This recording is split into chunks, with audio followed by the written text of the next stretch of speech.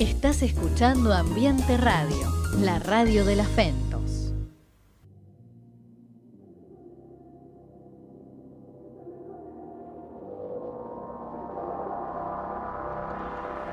Mira mis sentimientos de muchacho, tan loco guacho, se bambolean como piernas de borracho. Voy sucio pero no me mancho, es que estoy al revés, me cuelgan los pies de un gancho.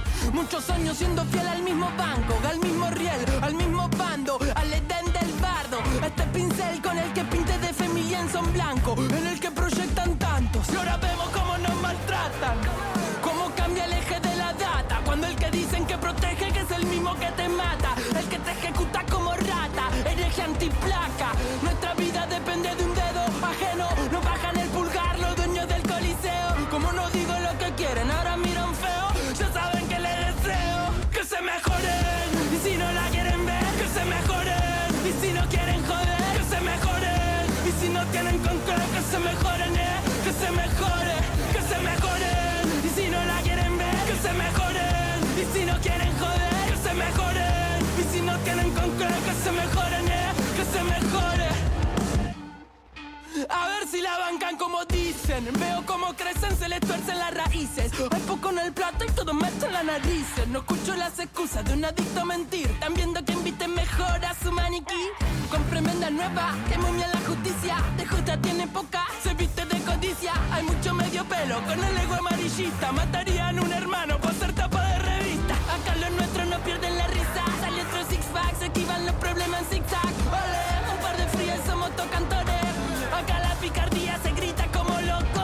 No pienses que esto es solo para señalar al resto. Sé que yo soy funcional al mal que digo que aborrezco, pero tengo que exorcizarlo, que me resulta molesto. Aún sabiendo que cantando no cambio lo que detesto. Prefiero esto antes que tu displicencia. Están cantando mierda que algún gel se la comercia. Andan cabeceando la marcha de la obediencia. Así de fácil te van a disciplinar la esencia. Y ahora miran feo, no somos parte de tu coliseo. Buenas tardes, compañeros y compañeras, bienvenidos a este espacio de comunicación militante que hemos decidido llamar Los Días Más Felices, el programa de la Juventud Sindical de la CGT. Hoy tenemos un programón después de una semana muy intensa que nos tuvo todo un sábado en la Facultad de Ciencias Sociales en un encuentro espectacular. Pero antes de profundizar un poco en eso, estoy muy bien acompañado, como siempre, por mi amigo el sanitarista Ale Franco. ¿Cómo estás? ¿Cómo va? Buenas tardes, audiencia. ¿Todo bien? Todo bien. ¿Cómo fue el fin de semana? Bien, lindo. La verdad que lindo. Se descansó. ¿El cambio de clima te mató como me está matando a mí? El cambio de clima me mató y ahora abrigado de nuevo. No se puede estar un día de veranito. No, es terrible, es terrible. Y también estamos en compañía del amigo Gonza Bello, que tiene puesto el auricular de una manera medio particular, conocida por los medios, pero homenajeando un homenaje a Jorge Lanata. ¿Su versión peronista, su versión de izquierda o su versión de streaming? De streaming, sí. Su versión de streaming que se pone el auricular como vincha y una oreja afuera. La ex vincha corbata, el vincha auricular. Sí. Bueno, nada, tenemos un programa muy cargado con mucha información. Nos va a estar acompañando Ale con una columna sobre Alejandra Pizarnik. Hoy trajimos lunes y a Alejandra.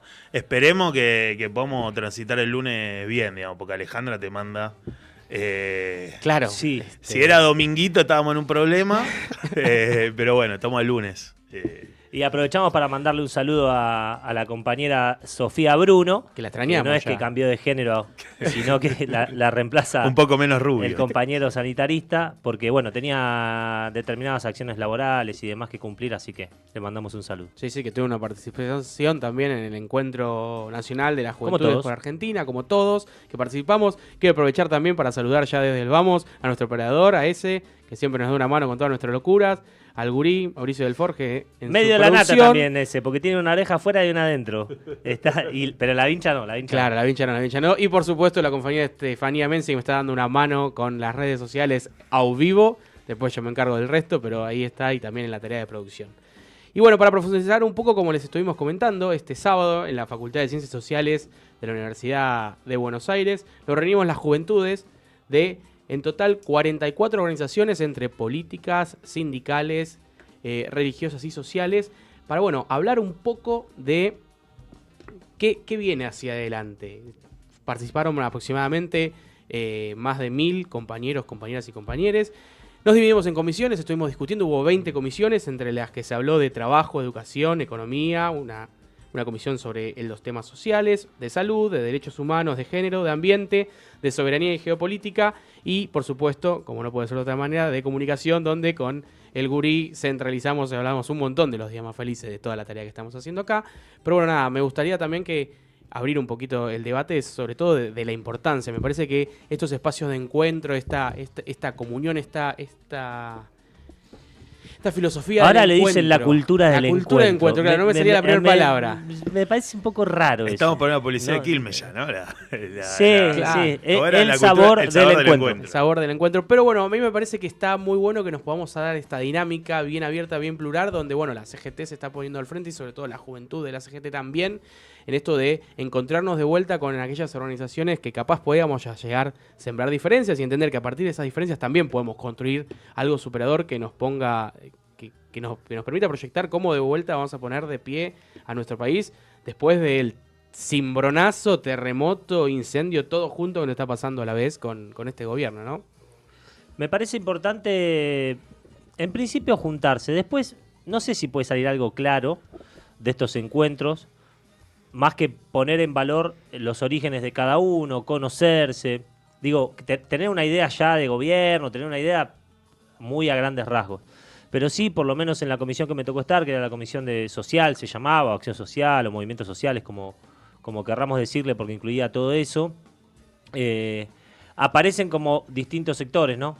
Nosotros representando al sector sindical, otros compañeros al sector político, otros compañeros al sector más político-social, de organizaciones sociales, y otros compañeros más al político más revolucionario, como el Partido Comunista Revolucionario y demás que participaron, donde... Por ahí tenemos un choque ideológico respecto de cuál es la concepción que tenemos nosotros en relación a la sociedad, si consideramos que hay muchas clases, si hay una sola clase, si esas clases, si la historia se hace de lucha de clases o si la historia también es armonía entre las clases. Tenemos diferencias de base, pero está bien conocerse porque nos hermana esa posibilidad de decir, bueno, este piensa distinto ideológicamente, pero por ahí tenemos objetivos comunes a corto plazo. Entonces me pareció muy rica la charla. Sobre todo porque se muestran los colores, porque si no, estamos hablando todo de... Queremos una sociedad mejor, sí, pero ¿desde dónde? ¿Desde dónde venimos?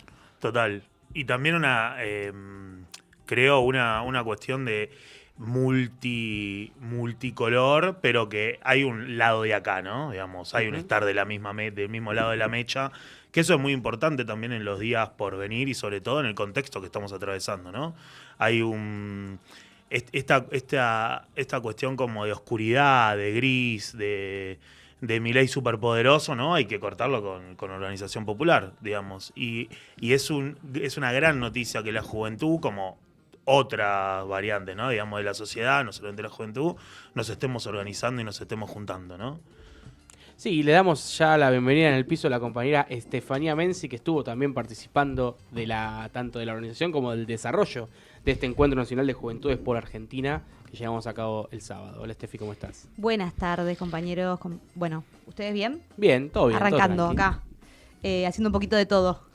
Como siempre, el otro Polirrubro. día le agarraba los dos Polirrubro. brazos, la miraba a los ojos y le decía, pará de correr. Estaba corriendo desde En el temprano. encuentro también, en el Arrancó, encuentro también. Terrible. no para. En la producción, de Multifuncional, todo, ¿eh? parte de la producción del encuentro Multifuncional, de el juventud. 5S, ¿viste? Que Sí, no paro. Sí. tremendo. Ya estoy acostumbrada. No, el encuentro, la verdad que impecable. La verdad que más de 1.200 compañeros. Bueno, no quiero repetir lo que ya dijeron, pero realmente fue emocionante haberlo logrado nosotros. O sea, siento que la juventud sindical está dando pasos muy grandes. Se está tomando la coyuntura, está a la altura de las circunstancias, creo, está a la altura de la coyuntura. Y estamos dando pasos gigantes que, bueno, demandan más esfuerzo, más organización, mucho trabajo, hay mucho trabajo detrás, pero bueno, estamos creciendo juntos, digamos, creciendo como cuadros políticos también, porque estos desafíos te empujan a tener que estar a la altura de las circunstancias, como decíamos, y se ha propiciado un gran encuentro donde participaron... más de 28 eran organizaciones o 44. más 44. Ahí está, más de 44 organizaciones en las que digo, hay diferencias de no sé si quizás de modelo de desarrollo de país, de modelo productivo, de modelo hay diferencias del cómo, me parece, más que hacia dónde queremos llegar, ¿no? Y generar estos espacios de diálogo es súper importante para la Argentina futura, de alguna manera, porque los jóvenes de hoy vamos a ser los dirigentes del mañana, o los dirigentes jóvenes del hoy van a ser los dirigentes políticos, sociales, sindicales del mañana. Entonces estamos trazando hoy vínculos que van a ser fundamentales para esa construcción, que son importantes hoy porque la juventud tiene un potencial enorme para oponerse, para marcar agenda, para, no sé, la cuestión comunicacional. Me parece que nosotros tenemos que ser punta de lanza ahí para cambiar dentro de nuestro movimiento la forma de comunicar, porque somos los que la entendemos quizás hasta naturalmente, la nueva comunicación. Pero no solo desde ahí, digo, desde un montón de frentes podemos empujar, pero también el día de mañana, digo, estos jóvenes que nos encontramos hoy acá, nos vamos a encontrar en otros espacios y vamos a tener otra incidencia en la toma de decisiones, más o menos, digo, quizás no todos, pero es empezar a tejer realmente ¿Cómo en una otros unidad espacios? ¿A qué te referís? en sectores de decisión, digamos. Está bien, en otros espacios, en el mismo de poder. espacio. En el mismo espacio, sí. O no, ¿viste? Porque, bueno, la vida militante con puede... otra jerarquía o lo que fuere. Sí. Entonces me parece que, bueno, es súper importante por el presente, porque realmente tenemos mucha potencia como jóvenes, pero también por el futuro de nuestro movimiento. Eso, pensar el movimiento de manera transversal, la importancia de los espacios de encuentro, de la cultura del encuentro, del diálogo. Ahí está, recién hablamos de eso. Sí, llegamos a... Digo, creo que llegamos a donde llegamos porque perdimos eso. Entonces, bueno. Totalmente. Y este encuentro organizado, si se quiere, también nos permite a nosotros interactuar entre las organizaciones para ponernos al frente y repensar y encontrarnos también en la calle, que es el lugar donde nosotros tenemos que estar. En particular, vamos a estar este miércoles diciéndole no a la ley bases, a que los senadores y las senadoras sean responsables con el voto popular, que me imagino que incluso los que votaron a Milei, el fondo detrás de eso es que la Argentina sea un país mejor. Entonces, nada, los que fueron votados tienen que defender eso, los intereses de la patria, y ahí vamos a estar nosotros diciéndole, como ya les comenté, no a la ley bases. Totalmente. Che, y vieron que cuando terminó el encuentro de juventudes en la famosa FSOC, Facultad de Ciencias Sociales de la Universidad de Buenos Casa de Aires. estudios, Gonza. Nuestra casa de estudios, la del Gurí también. Se cantó la marcha. Se cantó la marcha peronista. Sí, no se pasó, pero se cantó. Me gusta Sí, que... a capela. no se pasó. Me gusta No que se pasó, a pase capela, a capela. Claro, la porque marcha peronista, también ¿viste? para no ser descortés, ahí la estamos escuchando, para no ser descortés con Compañeros que vienen de otro lado. con camaradas, correligionarios, lo que fueren de otros sectores políticos, no quedar mal y demás, pero se cantó a capela por iniciativa popular. Pero me llamó la atención que volvemos a la pavada, para mí, a la boludez, de terminar agregándole estrofas a la marcha, loco. Sí, eso sí. ¿Para qué le agregan estrofas a la marcha? No lo sé. Lo hizo la Cámpora en su momento, está bien, en un momento histórico determinado. Pensé que se había terminado. No, Pero ahora sucedió ahí. sucedió ahí mismo y ya agregando el morenismo un pedazo de la marcha, otro sector otro pedazo de la marcha, nosotros otro sector y viste, ya no nosotros terminaba más. cantamos una canción, ¿no? Se estrenó una canción. Se estrenó una Acá canción. Está, ¿cómo es? Acá está, acá se ve. De la gloriosa gloriosa CGT. Bueno, pero ese es Acá. estreno. ¿Eh? No, bueno, porque viste que hay un par de que preguntan, andaban preguntando, Ah. estuvieron preguntando varios años. Bueno, nada, acá estamos. No, bueno, simplemente eso. Me parece una pavada terminar agregándole. Nos une la marcha a todo el movimiento peronista, Que que no nos ya es separe, bastante digamos, amplio, las estrofas que cada agregadas. uno no tenga su marcha. No agreguemos Sí, sí, sí. estrofa, porque quedamos 5, no quiero decir malas palabras, pero 5 personas cantando algo, después 20 cantando otra cosa, después 30. Che, Y hay loco, una la marcha es situación una sola. Hay una Sí, sí. situación incómoda, ¿viste? Y hay Te queda. cosas, digo, si queremos construir en esto, digo, desde el diálogo, desde los puntos de acuerdo. ¿Por qué? Porque la coyuntura amerita que nos organicemos, que estemos juntos, que nos opongamos a este gobierno, porque es más importante los puntos de encuentro que las diferencias. Hay cosas que tenemos que dejar de lado. Un tema que surgió, sin entrar en detalle, por ejemplo, es el revisionismo de los 70. Me parece que no tenemos que entrar a discutir los 70 más. No sé por qué surgió, ¿Quién? pero surgió. No importa. Surgió ¿A dónde? en una comisión. Ah, en una y yo comisión. digo, no sé, ahí yo lo frené, digo, no discutamos porque vamos a entrar, digo, es problemático. Es problemático porque quizás desde nuestras orgas Sí. reivindicamos ciertos 70, Y digo, es muy complejo volver a meternos. Eso no quiere decir bajar las banderas de los 70, ¿eh? Cuando digo bajar las banderas de los derechos humanos, las banderas de los compañeros detenidos desaparecidos. No volvamos a caer en la misma. Estamos tratando de salir de ahí. Es más, creo que ya caímos. Porque cuando se vuelve, no es que se vuelve a los 70 desde la visión de, bueno, cómo aún con diferencia vamos para el mismo lugar, sino que se vuelve intentando siguiendo y reivindicando otro sector. Exacto, polarizando, ¿no? Como Sí. que había dos, y en Sí. realidad movimiento hay uno solo, Sí. hubo uno solo y va a Es que ser uno tenemos que solo. salir de ahí. El agregado de la marcha para mí está muy vinculado a eso. Está muy vinculado a eso. Hay una canción de Ataque que se llama Setentistas. Espíritu Temazo. Setentista. Bueno. Está bueno, Espíritu, sí. gran tema. Sí. Che, bueno, nada, estuvo muy bueno el encuentro de juventud. Sí, realmente, y creemos y esperamos y vamos a trabajar para que no sea el primero, sino que sea uno de tantos encuentros donde podamos empezar a pensar en conjunto estrategias y tácticas que nos permitan volver a poner a la Argentina de pie, que me parece que no tenemos que, capaz es un lema que se usó en campaña, Argentina de pie se usó. entonces, pero es una realidad, tenemos que ayudarla a nuestra querida patria para que esté en pie y altiva, como nos gusta que esté. Y de esta manera, y sin cortar, algo que Ezequiel Amarilla a veces nos ve y nos dice, che, hay que meterlo en temita, pero vamos a pasar directamente con el amigo Ale, con su columna de Alpargatas sí y libros también, para que nos cuente qué nos trajo sobre la amiga Alejandra Pizarnik. Bueno, hoy traje a Alejandra Pizarnik y traje acá, como le gusta a Gonza Bello, los libros marcados. Sí.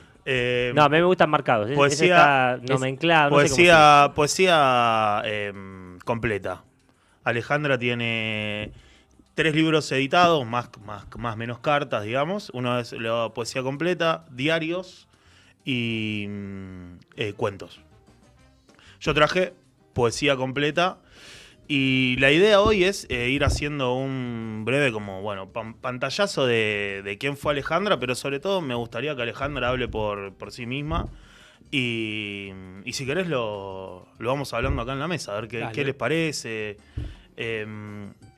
Alejandra es hija de inmigrantes judíos ucranianos. Nace en Avellaneda y muere en el 70 no tengo la fecha acá, pero ya para que la voy a buscar porque viste que es esto de... Muere en el 72 a la edad de 36 años, digamos, ¿no? Es muy joven cuando muere. Sería una compañera de Juventud Sindical si estaría sindicalizada. Sería una compañera de la Juventud Sindical, salvo por 2 atributos de Alejandra que lleva en el orillo. La primera es que es totalmente apolítica. La política no le interesa en lo más mínimo. Ni no es que no le interesa el peronismo, o es gorila, o es oligarca, digamos. La política le pasa literalmente por otro lado. Incluso ella ya en su juventud, digamos, en sus 20 y pico, se relaciona con Octavio Paz, se relaciona con esa generación, con Cortázar después en el exilio, ¿no? Y van a tratar de meterle como esta cuestión ideológica acerca de... Hay una anécdota que está en los diarios, ¿no? Que Octavio Paz le manda a circular un libro... un texto en París. Ella estuvo en París del 60 al 64, la primera parte de su estadía en París, donde va a escribir muchas de las cosas que vamos a leer acá, y sobre todo el árbol de Diana. Va en el 68 ya es eso, va como a desplegar todas sus experiencias parisinas. Y va a escribir El árbol de Diana en el 68. Y es es el libro donde Octavio Paz le hace un preámbulo precioso. Disculpa, pero sí. ¿Se suicida Pizarnik? Pizarnik se suicida a los 36 años en su casa, después de haber tenido varias idas y vueltas en un hospital de neuropsiquiátrico, digamos, una internación. Y está rodando toda su obra, digamos, el suicidio, el amor, la pena, la muerte, el desgarro, la nostalgia, la tristeza, digamos, son todas cuestiones que van a signar la vida de Pizarnik, y después que también ella misma se va a adentrar, ¿no? Hay hay una relación muy íntima de Pizarnik con las palabras, con eso que no se puede decir, pero se dice. Las palabras tienen bordes dentados, ¿no? Dice uno de sus poemas. Y que esos bordes dentados siempre la llevaron al final, ¿no? Digamos, siempre buscó el final, lo hondo, lo más hondo, ¿no? Entonces yo voy a arrancar con el primer libro de textos, con el primer poemario. Mira, yo vas a leer un problema, sí, un problema. Sí, un poema. es un poema y es un lapsus. problema también. Sí. Esta es La Última Inocencia, que es un texto que a ella nunca le gustó, digamos, del 56, que se lo edita, que es edición posterior. Y acá todavía no vamos a tener a la Alejandra que escribe cosas como vamos a leer después, sino que es como más que nada un inicio, ¿no? Digamos, vamos a encontrar palabras, pero no su origen, su forma más madura de escribir.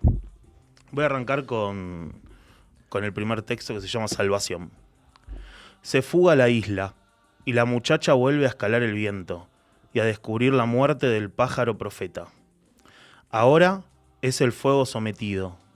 Ahora es la carne, la hoja, la piedra, perdidos en la fuente del tormento. Como el navegante en el horror de la civilización que purifica la caída de la noche. Ahora la muchacha halla la máscara del infinito y rompe el muro de la poesía. Hay un entrar a esta noche que dice así.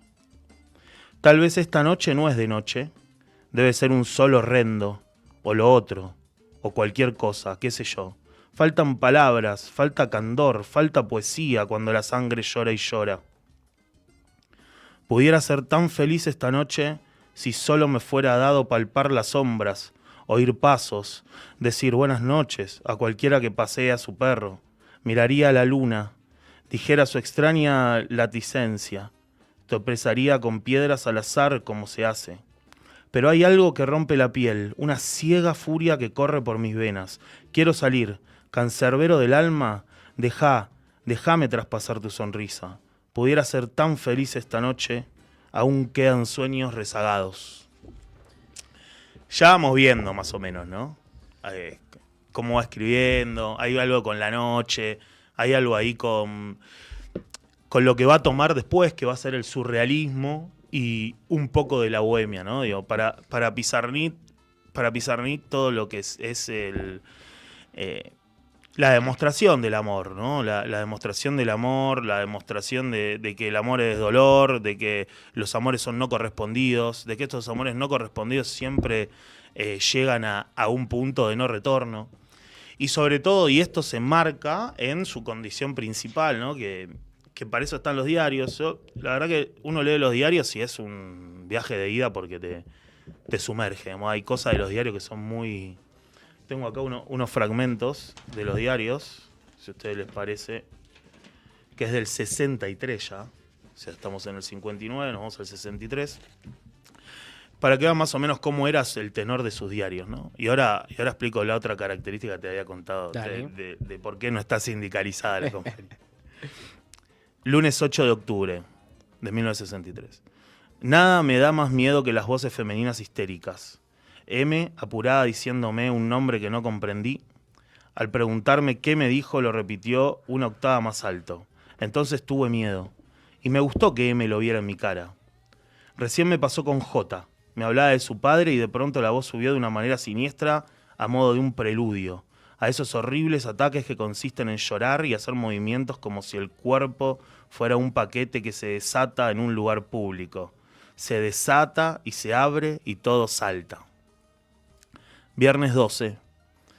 Ese deseo de aniquilarme en algo, por algo o por alguien, hasta por la literatura.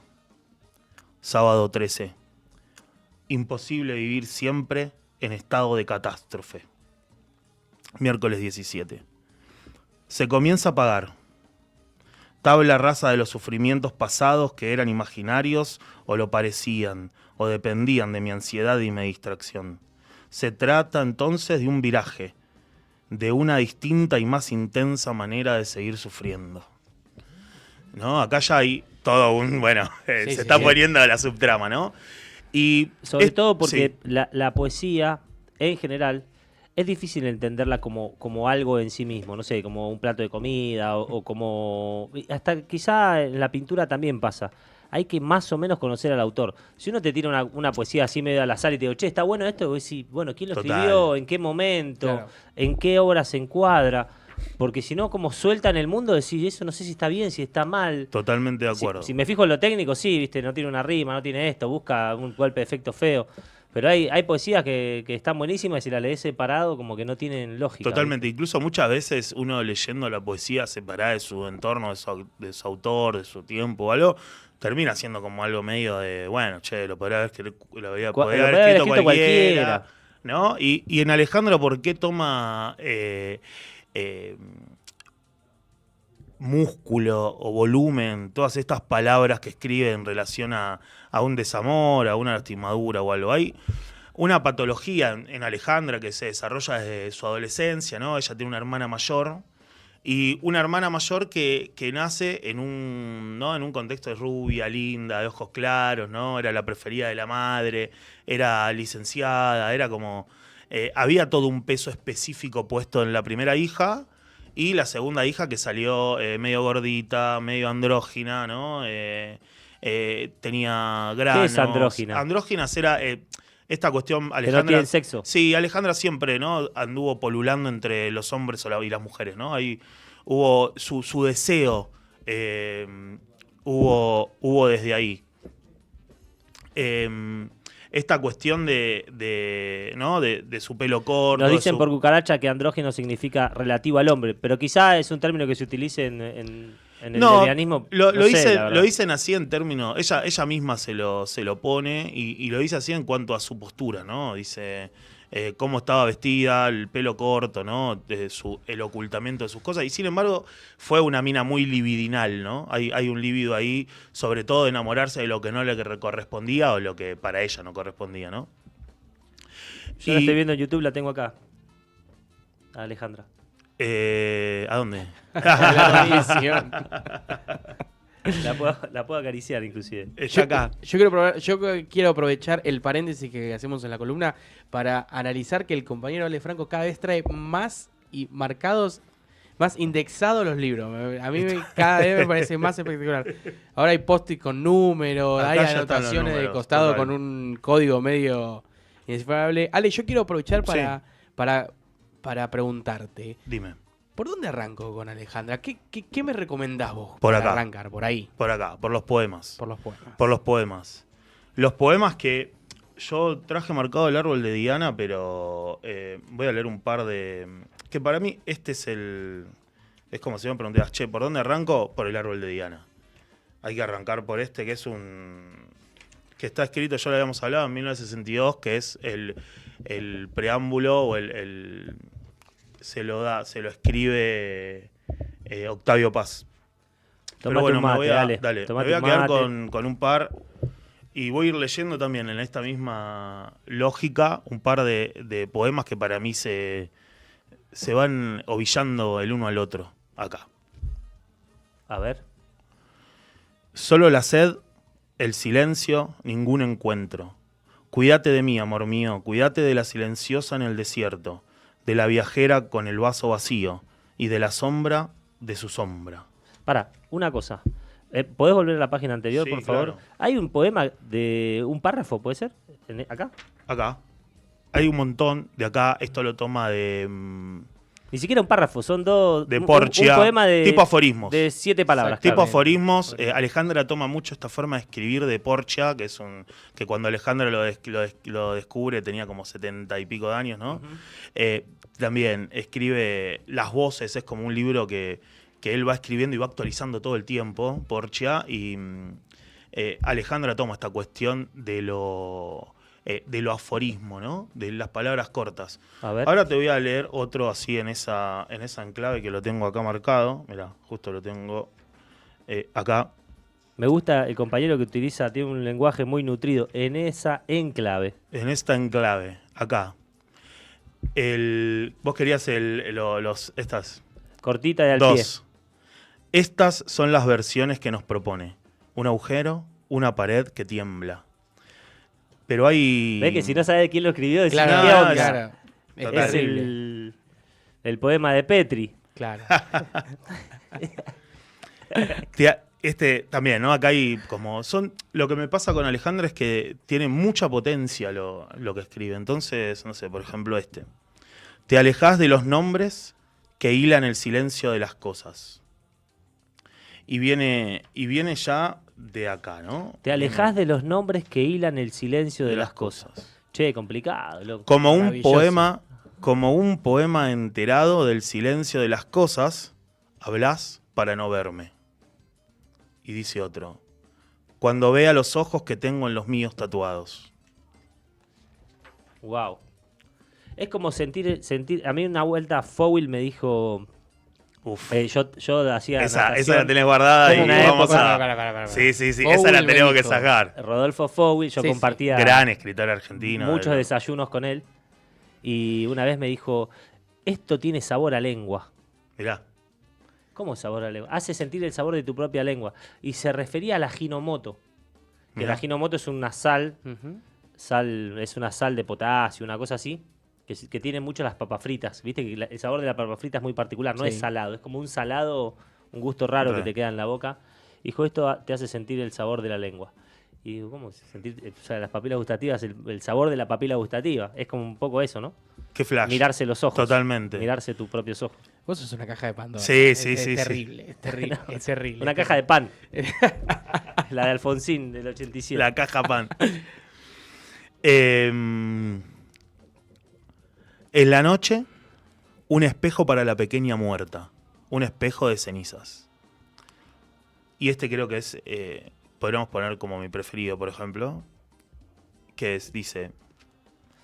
Una mirada desde la alcantarilla puede ser una visión del mundo.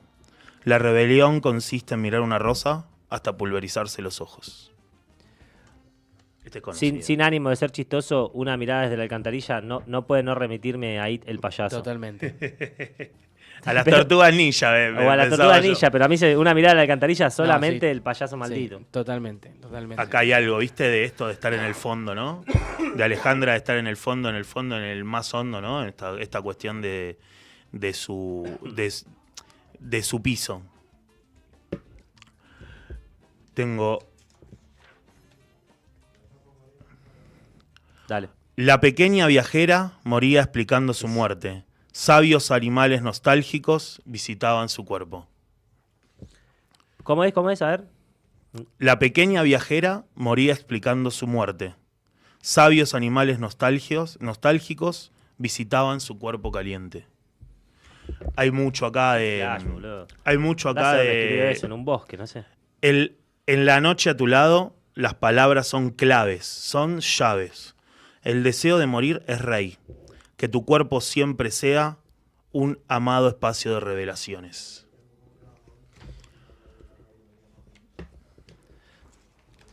Che, está muy bueno. Sí, y si querés vamos al último. A ver si la oyentada nos puede quizás mandar en algún momento su poema favorito de Alejandra Pizarnik, alguna poetisa, algún poeta que quieren que traigamos a este espacio de literatura. Nosotros mismos le hemos propuesto, yo le había propuesto traer a Rubio en su Sí, momento, a Luis claro. Rubio, pero hay un montón de poetas que podemos traer acá, inclusive vos, Rama, también, si tenés algún poeta, decís, che, me gustaría trabajar sobre este tema. Dale. Es linda la Estamos poesía. para cuando quieran una cajita y que Claro. nos tiren. Ahí Que nos laburo tiren para ahí. el Sí, CM. totalmente. Ale, la verdad que Alejandra me parece que es para analizarlo. Me parece que el pie que nos dejaste para arrancar desde su poemario es un puntapié para arrancar espectacular. Y lamentablemente tenemos que cortar la columna acá porque Claro que sí. ya estamos en comunicación con el compañero Guillermo Moreno. Hola Guillermo, ¿cómo estás? Te habla Ramiro Sosa desde Los Días Más Felices. ¿Qué tal, Ramiro? ¿Cómo estás? Un placer hablar contigo. Gracias por el llamado, por tu tiempo. No, por favor, compañero, es un placer. No puedo dejar de hacerte una pregunta o hacerte un comentario sobre la paridad que tenemos en los nombres de nuestros programas de radio. Es que nada, Sí, viste, es verdad, es verdad. nos, es verdad, es nos verdad. aglutina a todos esta idea de que los días más felices fueron, son y serán peronistas. Qué lindo eso igual, ¿eh? Linda frase, linda frase. Sí, Guillermo, queríamos hablar con vos sobre todo porque se estuvo muy en boga en estos días el interesante acto que tuvo lugar en Ferro. Quería que nos cuentes un poquito cómo estuvo eso. Mira, para nosotros fue muy emocionante. El acto lo hizo el pueblo peronista. Llegaron, empezaron a cantar, no pararon de cantar. Vos los viste, era todo el estadio. Las consignas fueron de ellos y nosotros simplemente convocamos y dimos algunos discursos. Pero fue el pueblo peronista que se está organizando en función de que tenemos que construir un país que nos los debemos a nuestros mayores, digamos, ¿no? Este desastre del actual gobierno es responsabilidad también de lo que pasó en los últimos 2 lustros, tanto con Macri como con Alberto. Bueno, de alguna manera el pueblo peronista dijo basta y se empezó a organizar. Y eso es lo importante, eso es muy importante. Totalmente, Guillermo. Yo fui parte del acto, estuve presente en el acto de Ferro, muy emocionante, como vos decís, el pueblo peronista organizado, transpiración, gente cantando, distintas consignas. La verdad que felicitaciones por el acto. En cuanto a lo puntual, se presentó el plan de gobierno peronista por la compañera Pimpi Colombo, que fue la oradora en ese entonces, y había un libro por ahí dando vueltas. Saber si se puede conseguir ese libro, si está digital en algún lado. Hablé con algunos compañeros, me dice que hay pocos ejemplares. La semana que viene, calculo que va a estar el PDF, de esos se hicieron 60 ejemplares para repartir ese día y va a salir ya miles de libros de acá a 60 días por Editorial Planeta, que estamos haciendo un libro con ellos que es la reorganización del peronismo y el buen gobierno. Y la parte del buen gobierno es este plan. ¿Se puede considerar como una segunda parte en defensa del modelo, una gran obra de usted? En realidad, defensa del modelo es explicando lo que hicimos. Ahora es el plan de gobierno. Ahora son los 8 ministerios, las políticas para cada uno de los ministerios, la unidad presidente, cuál es el rol del presidente. Ahora es un plan de gobierno para que no vuelva a pasar eso que primero ganemos y después vemos, esa tontería del 19. Sí. Viste que había una consigna en el 19 que era, bueno, vamos a ganar, nos juntamos para primero ganar, después vamos a ver lo que hacemos. No. Esa es una tontería. Ahora ya sabemos lo que hay que hacer, ahora nos vamos a articular para ganar, pero para hacer eso, también porque el gobierno es un medio y el fin es la felicidad del pueblo y la grandeza de la patria. Así lo consideramos nosotros también. En función de esto, de la felicidad del pueblo y la grandeza de la patria, tema ley bases. Nosotros hemos discutido también, sabés que conformamos parte de la juventud sindical de la CGT, yo como ferroviario, los compañeros de acá de obras sanitarias. Hay una discusión acerca de eso que la tenemos nosotros en nuestros ámbitos, que hay una mirada que dice, si esto sale nos arruina. Si esto sale nos arruina. Entiendo que vos, por lo que venís diciendo en distintos medios, tenés una visión un poco más de, no es tan así. ¿Podés desarrollar un poco eso? No, mirá, nosotros vamos a acompañar la movilización del movimiento obrero, es obvio eso, somos orgánicos del movimiento obrero. Ahora, la ley base naturalmente depende de quién la implemente y eso se complementa con que este gobierno va a ser breve. Si este gobierno va a ser breve, quizá la aplique o ya directamente ni la aplique otro gobierno. Lo que nosotros no hacemos es hincapié en que si es la ley base está frito, porque en realidad es un continuo esto. Y yo tengo la sensación que puede llegar a votarse en general, y lo que no hay que hacer es conducir al pueblo a la derrota. Entonces, déjalo que eso vaya transitando, no te aflijas, porque finalmente nada de lo que dice la ley base va a acontecer, porque el gobierno ha fracasado. Así que sobre esa base es que nosotros tenemos el análisis. Simplemente hay que pensar que en diputados también hubo una articulación entre el movimiento obrero y el capital para pensar cómo seguir. Vamos a ver cómo se va ordenando, vamos a ver qué es lo que acontece. Ahora, el movimiento obrero está planteando una movilización para fijar posiciones y nosotros lo vamos a acompañar desde ya. Bien, sí, el movimiento obrero también está organizándose. El día de mañana sabremos todas las facciones que componen el movimiento obrero. Entiendo que van a ser parte de la movilización del miércoles, pero se anunciará el día de mañana. Así que nosotros también, en la Juventud Sindical, vamos a marchar. Nosotros, sí. Recién estuvimos acá con compañeros del movimiento obrero y ellos nos manifestaron claramente que van a estar y nosotros vamos a acompañar. Siempre acompañamos las decisiones del movimiento obrero. Yo, Guillermo, quería aprovechar también, no solamente para preguntarte, sino para comentarte que nosotros también nos estuvimos encontrando con múltiples organizaciones del campo nacional y popular. El día sábado estuvo la Juventud de Principios y La Valores Facultad de también, Ciencias Sociales. la Facultad de Ciencias Sociales, hicimos un encuentro nacional de juventudes con esta tónica también, ¿no? Pensar hacia adelante, cómo hacemos para que nuestra patria esté de nuevo altiva, como supo estarlo. Y en función de esto, no quería perder la oportunidad de preguntarte a vos, ¿cómo ves, que me gustaría escuchar tu análisis sobre el rol que está teniendo la CGT y el movimiento obrero organizado hoy en día, en este intento de reordenarnos y ver cómo avanzamos hacia adelante? Mira, yo creo que la política no está en condiciones de opinar sobre los dirigentes sindicales y mucho menos de opinar sobre el funcionamiento de su cuerpo colegiado. Pero dicho esto, digo que estoy acompañando, como siempre lo hice, las decisiones que toman orgánicas. Siempre van a encontrar nuestro espacio político siendo funcional a las decisiones tomadas por el movimiento obrero. Yo lo veo bien, yo creo que está bien, que están prudentes, son distintas alas, pero en eso hay que dejar que los muchachos transiten, ¿viste? Y finalmente, en el momento del punto de inflexión, ellos están todos juntos. Así que yo siempre tengo el máximo de los respetos por el movimiento obrero organizado. Guille, ¿le puedo decir Guille, compañero? Sí, claro, ¿cómo Sí. no va a poder? Bueno, Guille, no sé si estás al tanto, pero la UGAT, que es la Unión General de Asociaciones de Trabajadores del Transporte, que conduce Maturano, hace un par de semanas lanzó una especie de frente, no solo sindical, sino social, porque entiende que también tiene que hablar con los empresarios y con distintos sectores de la sociedad que hoy no tienen representación o no están en distintas mesas de discusión. Por un lado, vos estás armando el peronismo y te abocás a armar el peronismo, como lo venís diciendo siempre. Pero también hay un sector de los militares. Yo te escuché hablar en algún momento que los militares están disgustados por Milei porque nadie les explicó que esto no era Martínez de Hoz.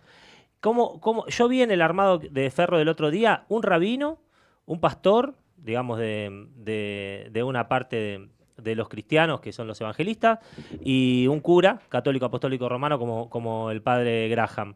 El rol de los militares, por un lado, y si se piensa la patria, la defensa nacional, en principios y valores en el armado que estás haciendo. Sí, claro. Sí, no hay ninguna duda. Incluso cuando vos ves el plan de gobierno, el concepto básico es el de la nación en armas, que es como Perón planteaba la defensa nacional. La defensa de la patria, que es el patrimonio común, le corresponde al conjunto. Y así lo estamos planteando. Y todo el aparato industrial en función de la defensa. Esto es lo que estamos sosteniendo, desde ya que sí. Dentro de la nación en armas está la estructura de cuadros de la condición superior, que son los oficiales, y la conducción de los suboficiales. ¿Cuál es el rol de ellos? Conducir al conjunto del pueblo en la defensa. Bueno, esta es la idea que tenemos. Es el pueblo y sus fuerzas armadas, sus fuerzas profesionalizadas, que no son las únicas que tienen que defender la patria, sino conducen al conjunto en la defensa de la patria. ¿Se entiende lo que digo? Sí, se entiende. Siendo que Milei, una de las primeras medidas de gobierno que adoptó fue por decreto retirar a 23 generales, ¿no? Bueno, esas son situaciones que en realidad cuando vas salteando etapas vas perdiendo experiencia en la conducción. Pero bueno, él sabrá por qué lo hizo. En esos temas puntuales no es que genere opinión. Yo lo que digo es, en la estructura funcional para la defensa, nosotros planteamos la estructura de una infantería a crear, que es la infantería de marina separada de la marina, con la especificidad del combate de costa, obviamente eso constituiría la Cuarta Fuerza Armada, y esa con toda una estructura de oficiales y suboficiales para conducir al conjunto del pueblo. Lo importante es que todos nos hagamos cargo de la conducción de la conducción y ser conducidos en la defensa de la patria. Bien, Guillermo, este viernes, por lo que tengo entendido, vas a estar con Mariel Fernández, que es la intendenta Eso va a ser en Moreno, sí, la intendenta de Moreno. Sí. Mi agenda está. Bien. Así que ahí nos veremos. Siempre viste que esas situaciones pueden tener imponderables, pero en principio está en la agenda y es mi vocación concurrir a ese acto. Sí, ya que sí. ¿Cómo ves el armado en la provincia de Buenos Aires? ¿Tenés algo para decir de cómo se viene manejando la política? Ustedes tienen armado propio, pero en líneas generales, claro, ¿cómo sí, lo ves sí, al sí, peronismo sí. bonaerense? Sí, nosotros estamos transitando la reorganización del peronismo en todos los distritos, con sus ramas, entendiendo que el futuro gobierno peronista por primera vez no va a tener el mundo de frente. Es lo que pasó ayer en las elecciones en Europa. Ganó el nacionalismo. Dentro del nacionalismo hay dos vertientes. El nacionalismo europeo, que es xenófobo, el nacionalismo americano, que es un nacionalismo de inclusión. Ese nacionalismo es el que se está empezando a estudiar. No es el que levanta muros, sino el que construye puentes. Y en el caso del nacionalismo americano, hay un pueblo bien nacionalista que construyó una doctrina. Es el pueblo argentino con la doctrina peronista. En eso tenemos esta ventaja. Por eso nos están consultando. Está bien, quizá, no sé si fue siempre, vos lo sabrás decir mejor que yo, porque lo viviste sobre todo, que se arman siempre aparecen agrupaciones nuevas que uno no conoce. En general de tinte peronista, pero está bien que nos dispersemos, si se quiere, por algún lado, que cada uno arme su agrupación para después estar todos juntos, o mejor agarrar los sellos que ya existen y participar todos de la misma. ¿Cómo es eso? ¿Qué diría Perón de que cada uno arme su agrupación? No, vos tenés que dejar que el peronismo florezca, que las flores florezcan. Dejalo, no hay problema. Después en algún momento nos articulamos todos. No te aflijas. Siempre va a haber puntos focales donde coincidimos. Uno tiene que ser el plan económico, ¿no? Programa económico, las distintas vertientes tienen que saber que va a haber una economía peronista. Entonces nos vamos encontrando sobre los matices que podría haber o no sobre el núcleo central de las políticas de gobierno. No es que la economía peronista no puede ser levantada por alguna agrupación que se llama peronista. Cualquier agrupación peronista, cuando habla de economía, tiene que tener en el centro de su ordenamiento el trabajo. Y tenemos que plantear la reindustrialización de la Argentina. Después podés tener matices políticos. Pero las políticas, defensa nacional, inserción internacional de la Argentina, la política económica, la política de seguridad, lo que hace al núcleo duro del gobierno, en eso no puede haber diferencia. Por eso hicimos un plan de gobierno. Siempre es perfectible todo, pero la idea es que nos encontremos en esos puntos focales. Después, en los armados políticos, bueno, podés tener diferencias, pero a la hora de gobernar, todos vamos a hacer un solo puño. Viste, te escuché decir en alguna oportunidad que una economía sana tiene un mercado financiero, pero si no supera el 10% está bien, que la mayoría de la economía tiene que ver con el trabajo y con la producción. ¿Se podría decir a grandes rasgos cuánto impacta hoy en toda la economía el mercado financiero? Yo me animaría a decir que es mayor que en otros tiempos, que hay un corrimiento hacia lo financiero. Sí, yo lo que digo que es que el vector especulativo rentístico de la economía siempre va a estar, pero que ese no puede ser superior al 20%. El 80% de la economía siempre es remito factura, es trabajar, es producir, es vender, es comprar. Es el trabajo en la economía real. Esto es lo que solemos decir. Obviamente que la economía real necesita del aceite que brinda el sistema financiero, pero vinculado a la opción especulativa rentística siempre va a haber, pero eso no puede superar el 20%. ¿Hoy en día lo supera? ¿Hay un corrimiento hacia lo especulativo Sí, claro, rentístico? hoy la acumulación de capital se da en el vector especulativo rentístico, eso no hay duda. Hoy todos los negocios tienen rentabilidad, tienen rentabilidad negativa. Todos los negocios de economía real tienen rentabilidad negativa. Guillermo, buenas tardes. Te habla Estefanía de Obras Sanitarias. Un saludo antes que nada. Quería consultarte en particular por la cuestión del RIGI. Eh, ¿Qué perspectivas ves? Porque muchos economistas nos dicen que de alguna manera este régimen condicionaría a la Argentina en materia impositiva y fiscal de acá a 30 años. ¿Qué posibilidades de desarrollo ves en el caso de que se apruebe el régimen? No, pero todo depende de quién lo aplique. Vos te estás imaginando un gobierno medianamente largo de Milei y yo veo un gobierno muy corto, así que el RIGI depende de la unidad de aplicación.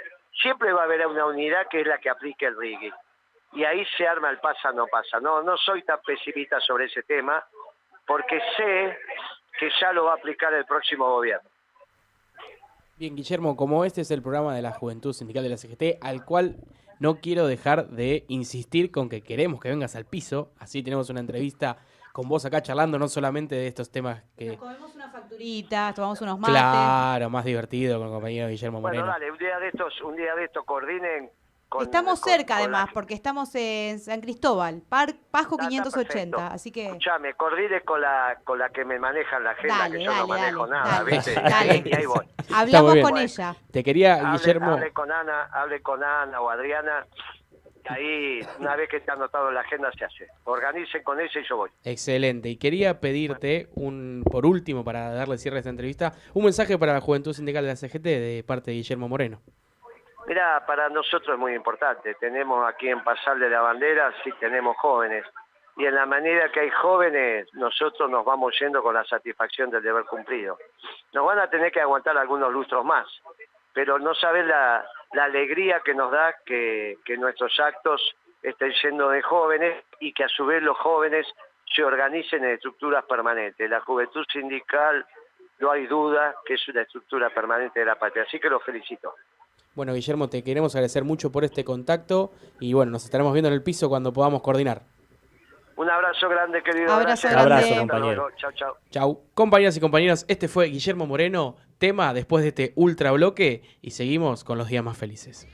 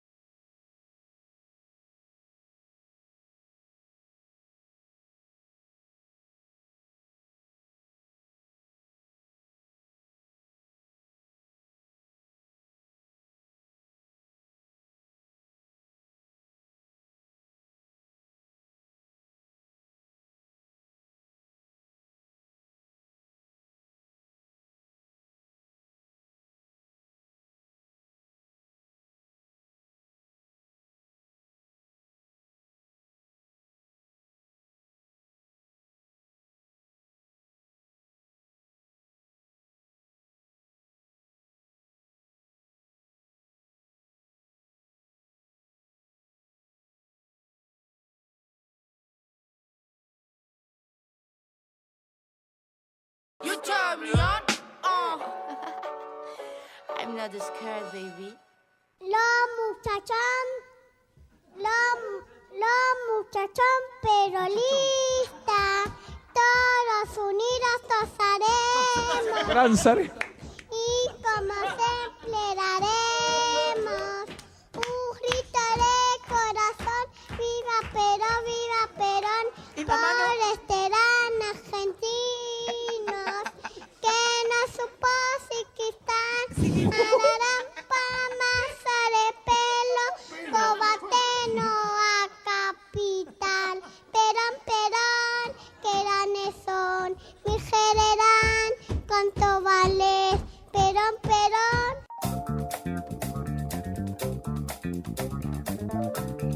Y seguimos en los días más felices, el programa de la Juventud Sindical de la CGT. Y ya estoy acompañado por mi amiga Florencia Gutiérrez, que es economista del CEPA. Hola, Flor, ¿cómo estás? ¿Cómo les va? Muy buenas tardes, gracias por la invitación. Mi amiga, dijiste, Rama. ¿No Es mi sabía? amiga, Sí. Florencia es bien. mi amiga, Florencia, sí, por supuesto. Nos conocemos de hace varios años ya con Flor. Militábamos juntos. militábamos juntos, En el mismo por espacio, supuesto. no juntos. En el mismo espacio, exactamente. Después ella se fue para la ciencia que yo detesto y aborrezco con todo mi ser, que es la economía. ¿Cuál era ese espacio, si se puede saber? En peronismo militante militábamos. Ah, mira, en el los dos. PM. Sí, en el PM, la ortodoxia del peronismo nos decían en un momento, pero bueno, nada. Ahora también igual. Pero bueno, Flor, nada, queríamos charlar con vos un poquito sobre, bueno, va a ir una votación importante, va a salir probablemente, esperemos que no, la ley de bases, capaz me traicionó un poco el inconsciente recién, pero bueno, queríamos ver qué impacto va a tener en eso en nuestra vida, bajar un poco la economía a la tierra, y me parece que en eso vos sos bastante ducha. Sí, bueno, vamos a ver qué pasa el miércoles, si finalmente tiene la sanción del Senado, si vuelve a diputados o qué es lo que pasa. Pero lo cierto, y en concreto, para ir al grano, yo creo que esta ley no beneficia a los laburantes, para decirlo de manera muy concreta. Por el contrario, a ver, tiene una lógica, que es la lógica del planteo de Sturzenegger y de Javier Milei, que es una apertura, desregularización, quitar al Estado como intermediario dentro de lo que es el mercado, ¿no? Porque el Estado estorba, molesta, genera desincentivos, no permite que crezca el sector privado. Entonces, en ese marco buscan quitar todo tipo de regulaciones, y en base a eso está esta ley bases que tiene, digamos, el gobierno la necesita porque, o por qué necesita. Primero, porque necesita dar una señal al mercado y a los agentes económicos de que tiene un apoyo político. Y que ese apoyo político está más o menos en línea, o entiende o apoya el programa económico de Javier Milei. Entonces necesita ese sustento político, por eso necesita que se apruebe esta ley, pero además le permite tener cierta recaudación tributaria en el corto plazo, diría yo, en el corto plazo, porque, por ejemplo, no, está bien, estamos con esto. Por el mate estamos hablando, por esto es radio. Sí, vamos a no, hablar. pero es radio pero verdad. se ve. Claro, estamos ahí intentando mutar al streaming, ya nos va a salir, pero bueno, nada. Bien. Bueno, no, y en términos generales, a ver, yo creo que el gobierno lo que busca es mejorar los niveles de recaudación, por ejemplo, con el adelanto del pago de bienes personales, una moratoria, el blanqueo, el impuesto a las ganancias. Lo que busca que es, bueno, tratar de mejorar los niveles de recaudación, yo digo hoy, porque mañana o en el mediano plazo, si vos haces que te adelanten el impuesto a los bienes personales, que ahora voy a poner un poco el foco ahí, es un impuesto que vas a recaudar ahora, pero que vas a dejar de recaudar después. Entonces, en este marco ellos dicen, bueno, si a nosotros nos aprueban la ley bases, vamos a tener más recaudación ahora, y por lo tanto, el ajuste fiscal no tiene que ser tan fuerte como lo venimos haciendo hasta ahora. ¿Por qué? Porque vamos a tener un poco más de recaudación por esa vía. Si no nos aprueban la ley bases, Pero lo que va a pasar sería es que el ajuste que va a adelantar tener el que cobro hacer- de bienes personales? ¿Qué? ¿No lo pagamos el año que viene, lo pagamos ahora? Claro, o sea, lo que establece la ley es, por un lado, blanqueo low cost, le decimos nosotros. ¿Por qué? Porque vos podés traer hasta $100.000 y no pagás ningún tipo de tasa, o sea, tasa cero directamente. Además, puedes ingresar montos mayores incluso a $100.000, y si lo dejas en una cuenta especial hasta el 31 de diciembre del 2025, o sea, hasta el fin del año que viene, tampoco pagás ningún tipo de alícuota, algo que no pasó en ningún blanqueo, porque uno podría plantear... ¿El blanqueo de Macri cómo fue? Bueno, uno podría plantear, hubo blanqueos en otros periodos, sí, lo hizo Cristina, lo hizo el gobierno de Mauricio Macri. En ninguno tenía tantas facilidades, digamos, para el que quiere ingresar los dólares sin tener ningún tipo de penalidad de multa por el blanqueo Claro. de esos dólares, que es un poco lo que se está planteando ahora. Incluso no se puede ver la trazabilidad de esos dólares, de dónde ingresan o de dónde se ingresan esos dólares, lo cual te permite que, por ejemplo, puedas blanquear guita del narcotráfico, de armas o de otros sectores. Bueno, eso es algo que muchos Y antes diputados sí y te diputadas lo han preguntaban de planteado. dónde venía. Antes había como una trazabilidad del dinero que ingresabas o que se blanqueaba, ahora no lo hay. Y además, digamos, esto por el sector blanqueo. Después vos tenés otras cuestiones como, por ejemplo, el adelanto de bienes personales. Bienes personales es el impuesto más progresivo que tenemos hoy en este momento en nuestra estructura tributaria porque grava el patrimonio que vos tenés. Entonces vos pagás de acuerdo a tu patrimonio físico. Más patrimonio tenés, más impuesto a las ganancias pagás. Bueno, ¿qué es lo que quiere hacer este gobierno? Primero, adelantar el pago de bienes personales, en donde te dicen, mirá, vos podés adelantar el pago de los próximos 5 periodos fiscales, de los próximos 5 años, en una sola cuota, el 75% de una sola cuota para este año. Si vos nos adelantás ese pago, te vamos a bajar la alícuota de bienes personales, que hoy la alícuota máxima está en 2,25, te la bajo a 0,25, o sea, prácticamente se deja de pagar bienes personales, y encima todos los bienes incrementales por encima de diciembre del 2023 no van a pagar impuesto a las ganancias. ¿Por qué? Porque vos ya adelantás la cuota en un pago este año. Por lo tanto, si vos después te compras una casa, un auto el año que viene, el otro año, eso no va a quedar grabado por el impuesto a las ganancias. Bien. Y encima le sacás recaudación a los próximos años. ¿Puedo hacer un paréntesis ahí? Sí, cómo no. Bueno, yo soy politólogo de economía, muy poco, una sola materia en la carrera, nada que ver. Pero nosotros vemos filosofía política. ¿Hay algo en economía como filosofía económica?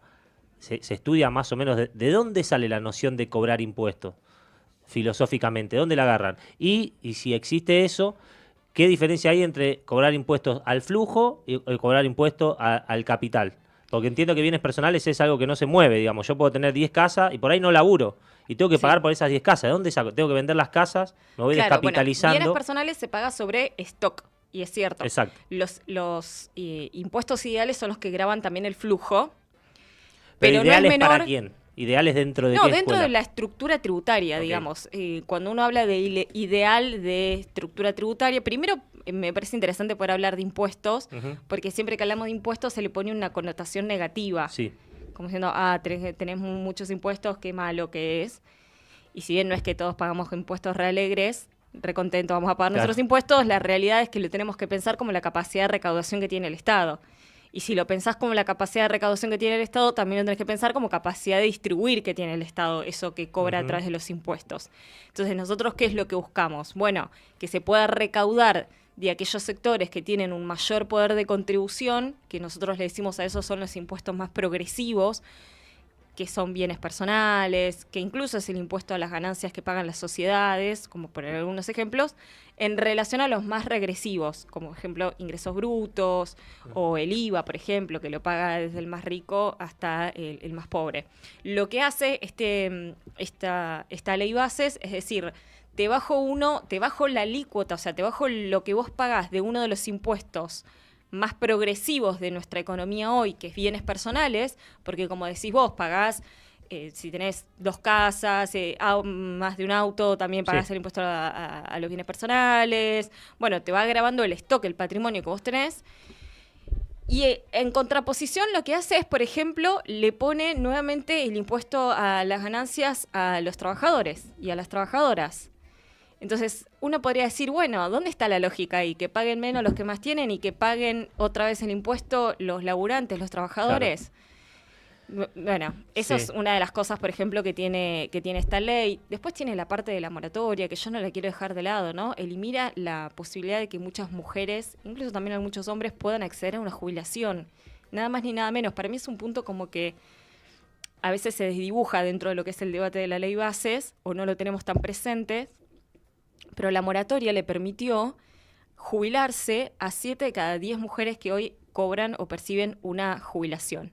Y si se elimina la moratoria previsional, 9 de cada 10 mujeres no van a poder jubilarse porque no tienen los 30 años de aporte. Pero además no lo van a poder hacer a los 60, tienen que esperar recién a los 65 años para cobrar la PUAM. ¿Se acuerdan la PUAM, que es la Pensión Universal de Adultos Mayores que le puso Sí. el gobierno Mauricio Macri? Bueno, es el 80% de una jubilación mínima, la PUAM. Lógicamente esto afecta sobre todo a las mujeres, que sabemos que muchas veces en las tareas del cuidado o el trabajo no remunerado no es tenido en cuenta, pero también afecta a los hombres porque 6 de cada 10 tampoco se van a poder jubilar cuando tengan la edad de aportar. Y así podemos abrir muchísimos capítulos dentro de lo que es esta ley bases y empezar a decir cosas que no benefician en lo absoluto a los laburantes, ni hablar de la flexibilización laboral, ¿no? Que habilita la posibilidad de establecer un fondo de cese laboral similar al que tienen los laburantes de la UOCRA. O sea, está todo ideado para que contratar y despedir, sobre todo despedir, pueda ser rápido y sin costo para el empleador, ¿no? Esa es un poco la lógica de la flexibilización que está dentro de esta ley bases. Ahora, en los que ingresan a esta ley bases, se rigen, por ejemplo, el cambio del periodo de prueba que puede pasar a un año. Digamos, si yo ya estoy en un periodo de prueba de 3 meses, ¿entro también o son solamente los que ingresan después que salga la ley, que se apruebe y demás? La ley, no, como yo tengo entendido que no va para atrás. Que no es digamos. retroactiva, no, sí, probablemente sea sobre Lo que vaya los para laburantes adelante. nuevos, claro. Ok. Si vos empezás a trabajar en un año, lo cual, imagínense la inestabilidad que te da, ya 3 meses, saber si vas a continuar o no vas a continuar al lugar donde estás yendo todos los días, si tenés que seguir buscando trabajo o no, en este contexto muy difícil. Hoy salieron los datos del SIPA, del Sistema Integrado Previsional Argentino de Empleo, y solamente en diciembre, enero, febrero y marzo, o sea, 4 meses del gobierno de Javier Milei, ya se perdieron 95.000 puestos de trabajo en el sector privado. O sea, con estas leyes actuales. Claro, en estas condiciones. Claro. Ese punto que hacemos es muy importante, porque ellos dicen, bueno, en estas condiciones no se generan puestos de trabajo. No, en estas condiciones se generaron puestos de trabajo durante el 2003 al 2015, prácticamente de manera continuada, incluso durante el año del 2020 al 2023, o sea, durante el gobierno anterior, se duplicaron la cantidad de puestos de trabajo Sí. en el sector privado. Se generaron muchísimos puestos de trabajo. Con el mismo cuerpo normativo, ¿podés Con lo generar mismo. trabajo o Claro, hacer hacer las como dos mi ley cosas. que rompes todo y de repente un montón de desempleo? Con lo mismo, los invito si quieren, hay un gráfico que nosotros publicamos en las redes del CEPA, en donde queda muy bien en claro qué es lo que pasa durante el periodo de Macri, que se ve una baja muy fuerte. También, insisto, con las mismas leyes laborales el empleo cae, se pierden casi 279.000 puestos de trabajo, llega la pandemia, nuevamente se destruyen puestos de trabajo, después empieza a crecer de manera prácticamente ininterrumpida hasta estos meses que asume Javier Milei y el trabajo nuevamente empieza a caer. Te puedo preguntar, ya como profesional, primero, ¿qué se siente tener un presidente economista, digamos? Si te parece que podría estar bueno, digamos, que el presidente tenga mucho conocimiento de economía o que por lo menos sea licenciado en economía, como Milei. Y segundo, ¿cómo ves o cómo podés describir la escuela económica de Milei? Y eso por un lado, y si realmente está llevando a cabo lo que dice su escuela económica. La escuela económica de Milei es inexistente. O sea, es un resumen que te podría hacer. No se lee en los manuales, no están los manuales económicos de las universidades, pero en las universidades de Argentina y en las universidades del exterior tampoco. Ah, bueno, Hayek sí, Friedman. Bueno, pero Friedman no es del modelo económico de Milei. Hayek sí, porque ahora le van a dar un premio con Hayek sí, pero ni siquiera están los manuales económicos clásicos que uno lee en Claro. la universidad. No está. De verdad no está. Sí, Friedman, sí, Smith, sí, bueno, todos los que son los clásicos. Él dice mucho O los Mises. clásicos. De hecho, los Paul perros se Mises. llaman así. Sí, Robert, bueno, los perros van Sí. teniendo los nombres de los economistas. Digamos, Milei se define como anarcocapitalista. De verdad que eso no está en ningún lado. Y su esquema económico, del cual él asume o se hace cargo, no es el que está implementando en este momento. También eso es importante, me parece decirlo. Por suerte, digo, pues si no sería todavía muchísimo peor. Estaríamos muchísimo peor. A Pero las digo, prepagas les pidió, digamos, ahí el Estado intervino, le dijo, che, muchachos, si les va la mano, vamos a Claro, regular un poco esto bájenle un porque no se poquito. entiende. Milei está haciendo un ajuste clásico. Digamos, no está sacando nada nuevo de la galera de lo que ya se hizo antes. Digo, el tipo asumió y dijo, bueno, nosotros vamos a ir a un superávit fiscal porque el problema es el déficit, entonces vamos a emisión cero, con la diferencia, si querés, que él agrega que va a destruir el Banco Central, pero todavía está ahí vivito y coleando el Banco Central, digamos, y valora mucho a Bausili, que es su presidente. A la par de que ese ajuste clásico generó lo que ya sabemos, que es una economía en recesión, que es lo que estamos transitando ahora, a pesar de que él quiere mostrar a través de gráficos que algunos sectores de la economía están mostrando como una leve recuperación, si querés, en términos intermensuales. O sea, lo que él muestra es, mira, en abril recuperó 1,2% en relación al mes de marzo, ¿no? Y nosotros decimos, mira, tenés que mirar la película completa. Porque si vos hablas con el pyme, hablas con el industrial, te van a decir, yo estoy en la lona, yo la estoy pasando mal, yo estoy con las ventas derrumbadas, con mi capacidad instalada, la mitad de mi capacidad instalada está ociosa, no es que estoy mucho mejor, lo que pasa es que no voy a estar cayendo todo el tiempo 20% como lo hicimos en enero y en febrero. En algún momento esa caída empieza a tocar piso y después vos te mantenés a esos niveles bajos, pero es un nivel muchísimo más bajo de lo que estábamos el año pasado. Entonces, eso me parece que lo tenemos que poder explicar. Y eso es un poco el programa de Javier Milei. Es un programa de ajuste clásico que está haciendo un montón de regulaciones todavía en el marco del cepo. Porque no nos olvidemos que Milei asumió diciendo que iba a dolarizar la economía, que iba a eliminar el Banco Central y que iba a sacar todo tipo de regulaciones.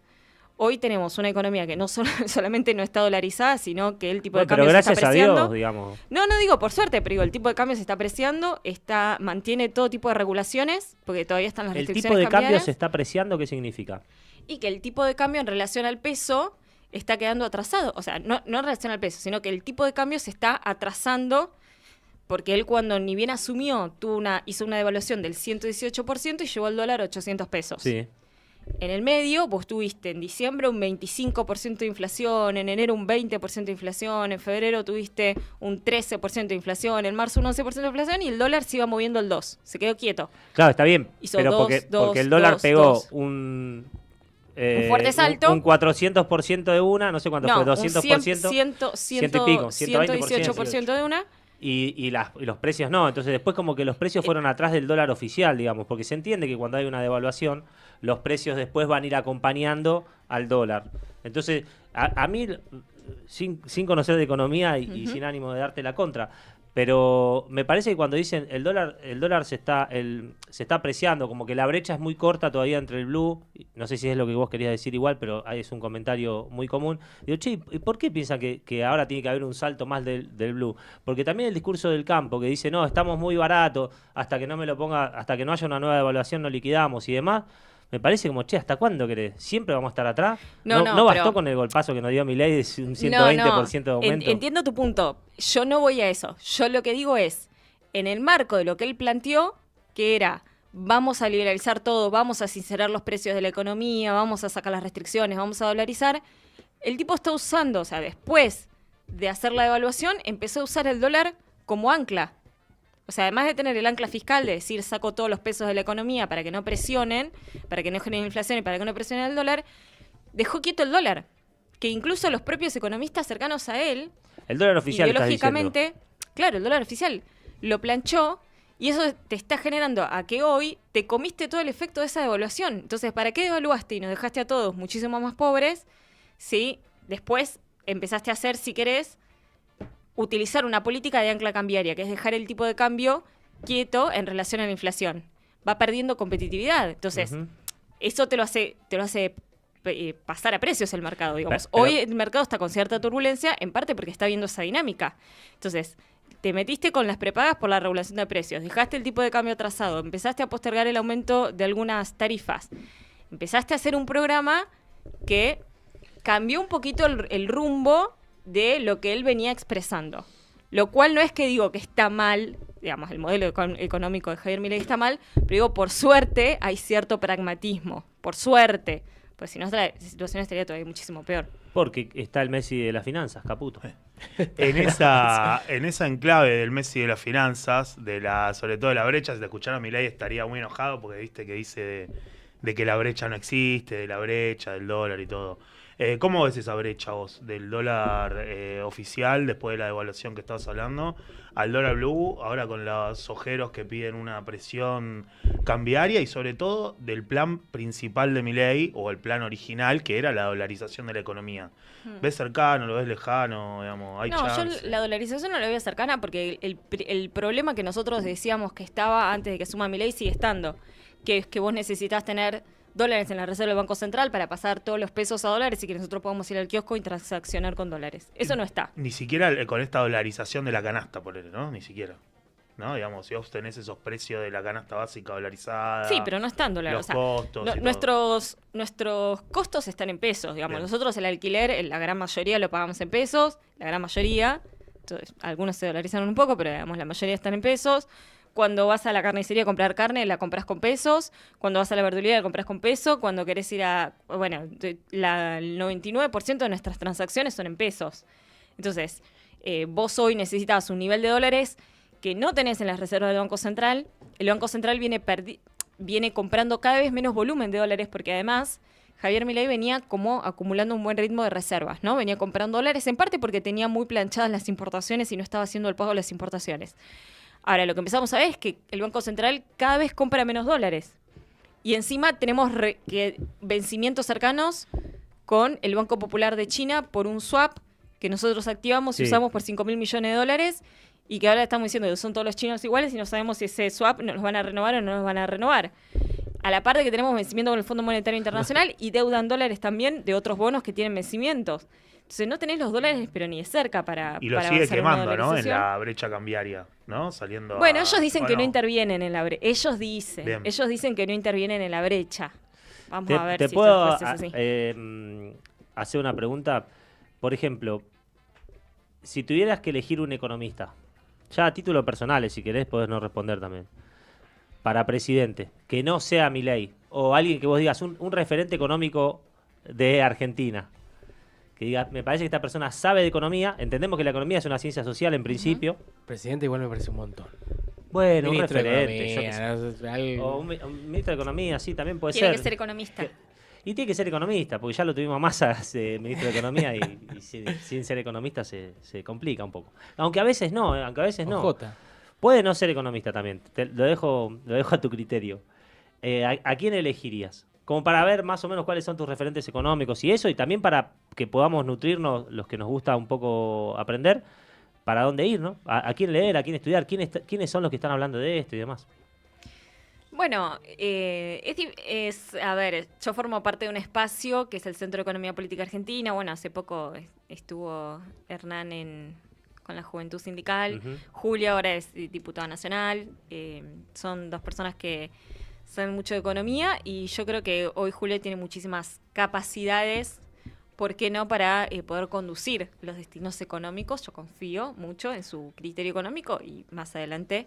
Es muy joven. Es todavía. contemporánea de Delfina Rossi, que también es economista. Claro, sí, no sé si tendrán las mismas edades, pero bueno. Contemporánea. Digamos, en general yo creo que hay muchos cuadros económicos importantes dentro de nuestro espacio. Bueno, el propio Axel Kicillof, ¿no? El gobernador de la provincia es economista y me parece que también ha hecho una gran gestión cuando le tocó, y ahora, gobernando la provincia, que no es un distrito para nada sencillo.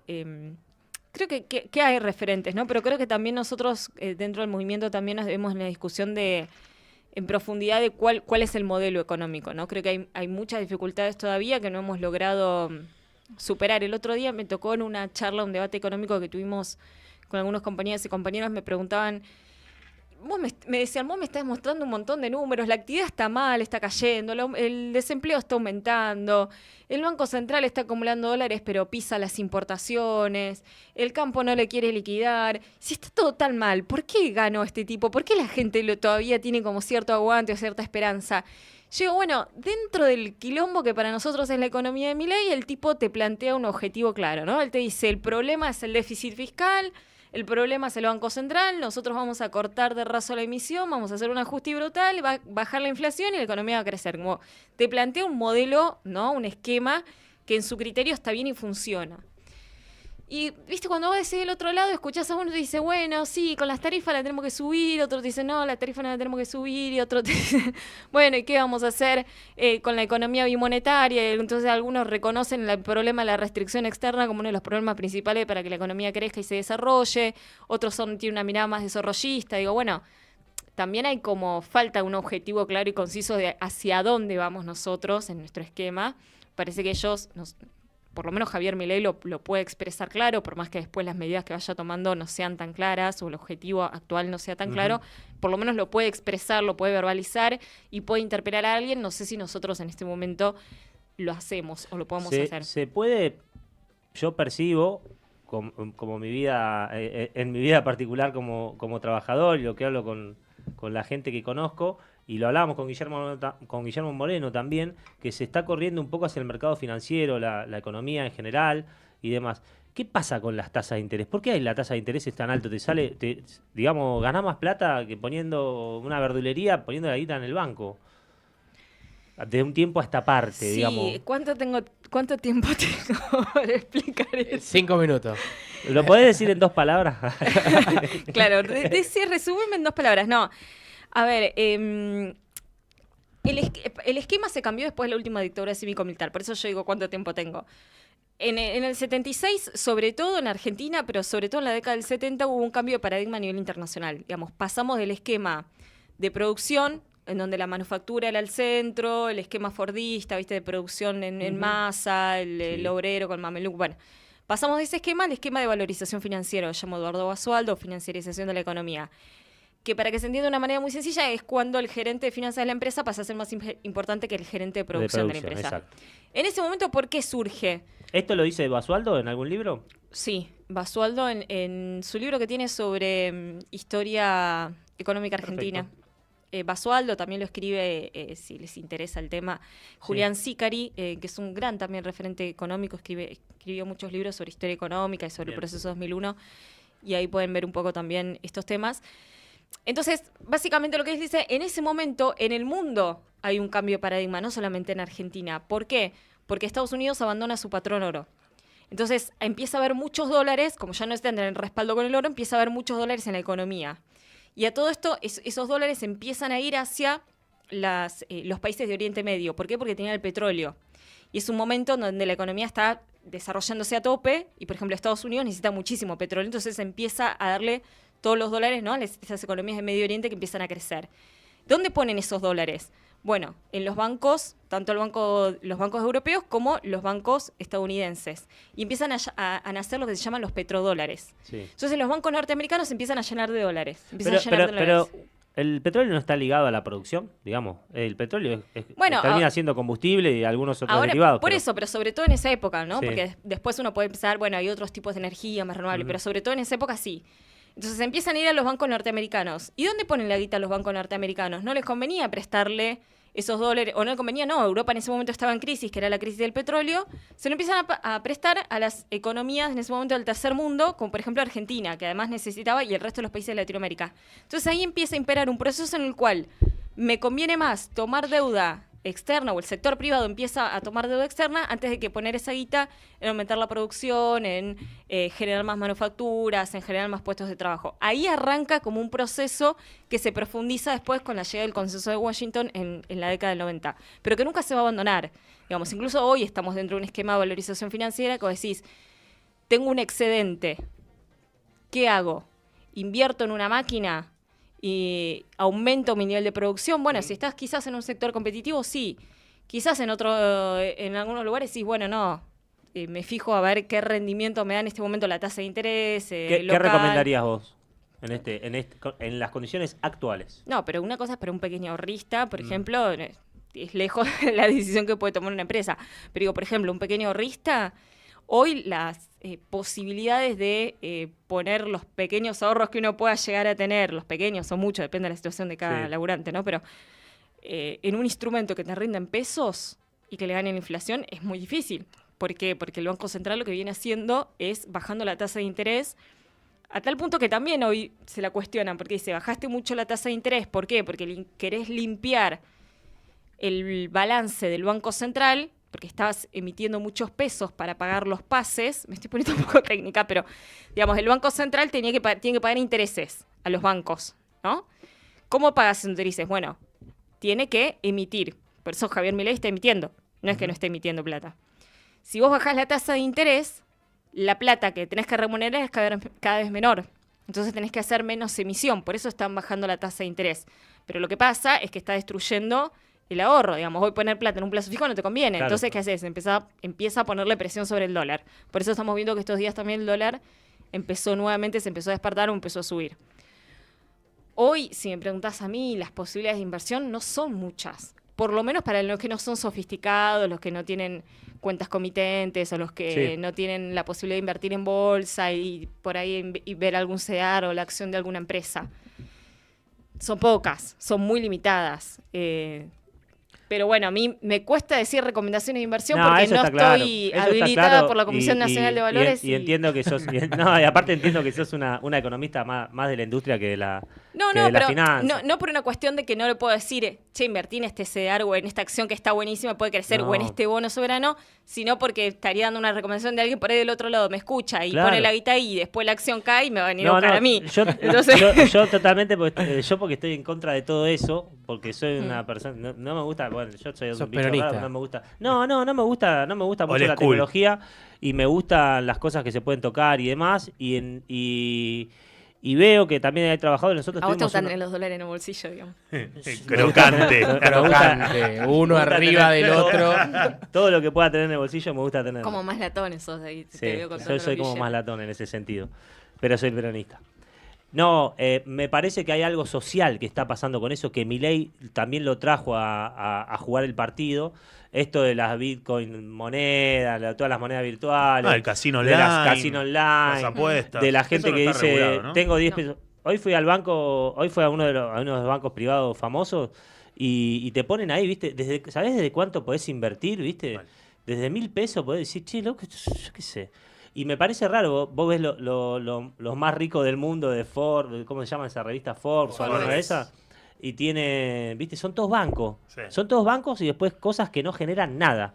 Amazon. No crean un tornillo.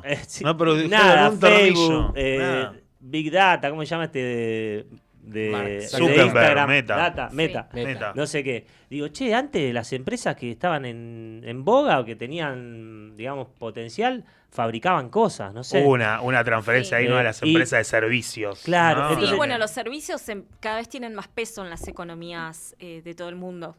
Incluso en muchas economías que tienen características similares a las nuestras, además de explotar todo lo que es su producción primaria, han explotado mucho el sector de los servicios. Bueno, en Estados Unidos el sector de los servicios no sé si no es el que más aporta a la economía. En nosotros también es muy importante, pero el más importante todavía sí es en cuanto al agregado de valor de la economía está haciendo la industria. Yo creo que no hay que enemistarnos tampoco con esos sectores, ¿no? Porque en última instancia no podemos ir en contra de la corriente. ¿Por qué no? Y porque si todo el salmón para sobrevivir va en contra de la corriente y pone sus huevos donde nadie los puede comer. Nosotros tenemos que ver cómo con nuestras potencialidades podemos desarrollarnos e ingresar a las cadenas de valor de todo el mundo, cómo podemos también incorporarnos a las cadenas de valor y cómo podemos desarrollar también nuestra industria manufacturera, metalmecánica y todos los sectores que son mano de obra intensiva y que son muy importantes en materia de desarrollo productivo industrial, pero también cómo podemos potenciar todos estos sectores que están creciendo en la economía a nivel internacional y que nosotros tenemos también todas las capacidades de desarrollarlo, porque hemos construido, por ejemplo, tuvimos satélites, el ARSAT, digamos, en muy poco. ¿Cómo no vamos a poder desarrollar? ¿Cómo no vamos a poder desarrollar la economía del conocimiento si tenemos un montón de ahora se están haciendo reactores nucleares acá, ¿no? Por eso digo, nosotros tenemos toda la capacidad y creo que los recursos naturales, materiales, humanos, no me gusta la palabra recursos humanos, pero digamos, tenemos también todas las potencialidades de los laburantes capacitados para poder desempeñarnos. Peor es capital humano, que ahora dicen peor es capital humano, ¿viste? Sí, pero la palabra recursos humanos también no me gusta. Pero digo, tenemos todos los factores para poder desarrollarnos en los productos primarios, como somos hoy una potencia a nivel mundial, en el sector industrial y manufacturero, y también en el sector de los servicios y de la industria del conocimiento, que me parece que es un poco también hacia dónde está hoy yendo el mundo y que nosotros tenemos la capacidad de desarrollarnos ahí. Me gustó mucho que dijiste esto, citando a Basualdo, creo que dijiste como que el gerente de finanzas pasó a ser más importante que el gerente de producción en la economía. Eso no me lo dijo Basualdo, escribe en ese libro cuándo arranca para él el proceso de valorización financiera, pero esa anécdota me la dijo un profesor. Está bueno. Para no quitarle mérito. No, pero está bueno y ojalá en algún momento, por lo menos para mí, no sé si coinciden, ojalá trabajemos para que sea más importante el gerente de producción que el gerente de finanzas de una compañía. 100%. 100%. Sí. Sí, por lo menos que trabajen en conjunto. Claro, Sí, no. exactamente. Sos mediadora. No, pero digo, porque no. Y yo Peronista. insisto. Sos gerente de finanzas, ¿sabés? Que los trabajadores tomamos Hola, la no te fábrica quiero ver y acá. nos vamos Andá a barrer. Pero incluso a favor de los laburantes, ¿eh? Porque Sí. digo, si el gerente de finanzas hace una buena gestión financiera en la empresa y tiene buenos balances y buenos números, probablemente a los laburantes también les vaya mejor. Totalmente, Flor. Bueno, te queremos agradecer por estos casi 40 minutos de entrevista. Nada, esperamos esperarte otra vez acá en el piso para hablar un poquito más de economía, bajándonos a la tierra. Así que nada. No sé si lo bajé o no. Sí, por momentos No sé si lo sí, bajé por momentos mucho, nos por fuimos, momentos nos siempre fuimos lo un pasa lo poco. mismo. Pero bueno, intentamos hacerlo fácil y digerible y nos terminamos. Con Ale nos pasa lo mismo cuando hablamos de siempre. Pero bueno, nada, es un poco nuestro sello distintivo. Tema, tanda y seguimos con los días más felices.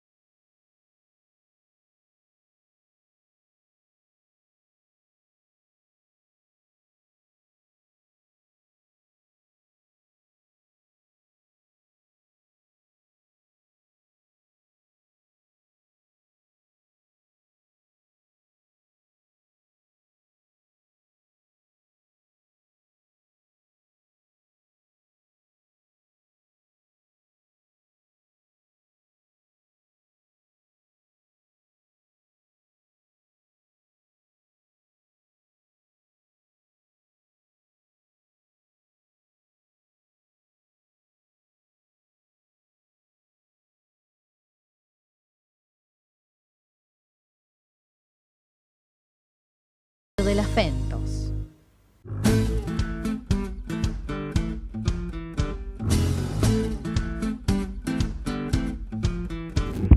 Y seguimos en los días más felices, el programa de la Juventud Sindical de la CGT. Y ya estamos acá en compañía de mi amigo Nicolás El Colo Petrizo. ¿Todo bien, Nico? Todo bien. ¿Cómo les va, compañeros, compañeras? Los quiero felicitar por dos cuestiones. Primero, por lo que fue el evento que estuvieron hablando al principio del programa, del día sábado, este encuentro de juventudes, con paneles y oradores que la verdad que estuvieron a nivel de la historia.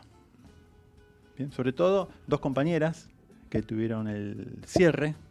Hablo de Estefanía y hablo de Sofía. Dieron unos discursos, la verdad. Acopando el encuentro de los días más felices, ¿eh? Claro, Tremendo. Jota. Tremendo. Muy lindo, muy lindo. Bueno, vos también estuviste ahí. Yo también estuve ahí dejando bien participando. parada la CGT en Estuvimos las hablando. comisiones.